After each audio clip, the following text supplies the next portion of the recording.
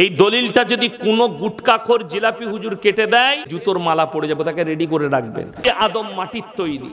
গুটকাখোর বলছে আল্লাহর নবী নূরের নবী, নূর থেকে তৈরি। নূর বললে ছোট করা হয়ে গেল নবীকে। প্রশ্ন যার করার ফেসবুকে ইউটিউবে পাঠাতে বলবেন, গালি দিবে, যা করবে ওখানে বুঝে নেব। আল্লাহর নবী জানাবে মুহাম্মাদুর রাসূলুল্লাহ, সকলে বলুন সাল্লাল্লাহু আলাইহি সাল্লাম। ইনার থেকে শ্রেষ্ঠ ব্যক্তি পৃথিবীতে কেউ এসেছেন? আসেনি। একটা কথা বলুন, মানুষকে আল্লাহ কি দিয়ে তৈরি করেছেন? কথা বলে না? মাটি দিয়ে।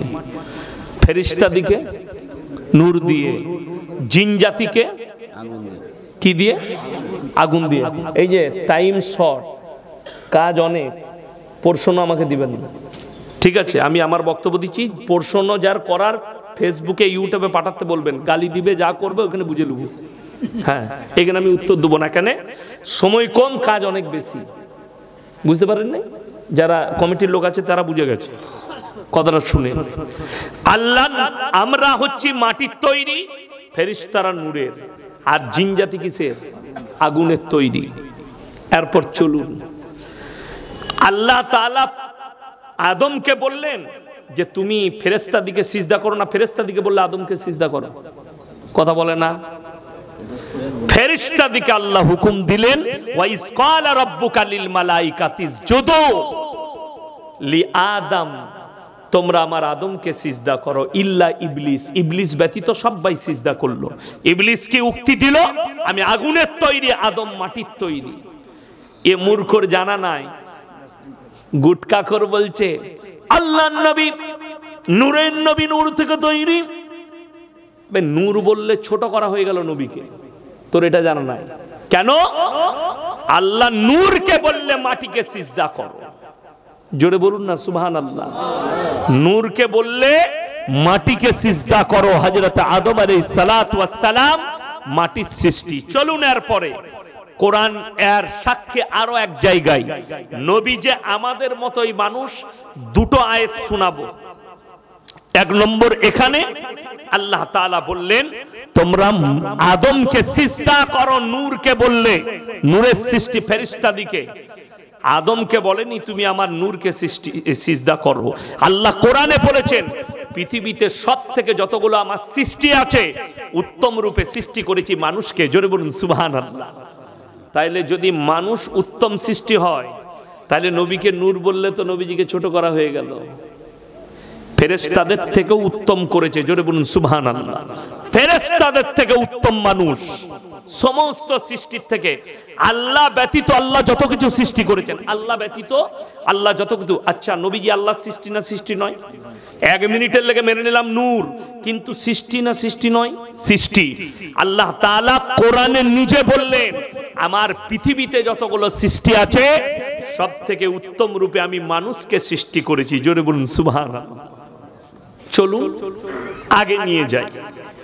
কোরআনে আছে আল্লাহ রাব্বুল আলামিন পৃথিবীর মানুষকে বুঝালেন, হে নবী তুমি বলো, কুল ইন্নামা আনা বাশারুম মিসলুকুম ইউহা ইলাইয়া আন্নামা ইলাহুকুম ইলাহুম ওয়াহিদ ফামান কানা ইয়ারজু লিকা রাব্বিহি ফালইয়ামাল আমালান সালিহান ওয়া লা ইউশরিক বিইবাদাতি রাব্বিহি আহাদা। সূরা কাহাফ একবারই শেষ আয়াত। যাদের বাড়িতে মানে কোরআন আছে অনুরোধ করে খুলবেন আমাকে গালি দেওয়ার আগে। সূরা কাহাফের শেষ আয়াত।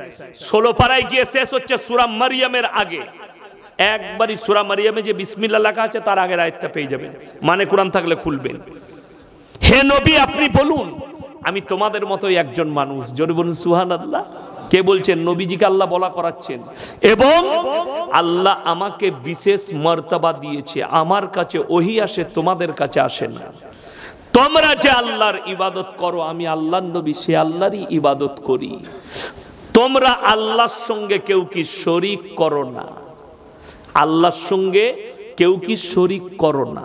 এখন বলে দিই, ভালোবাসা একটা শব্দ আছে, আছে না নাই? আমরা মাকে ভালোবাসি না, বাসি না? সবাই বাসবেন, জোরে বলুন ইনশাআল্লাহ।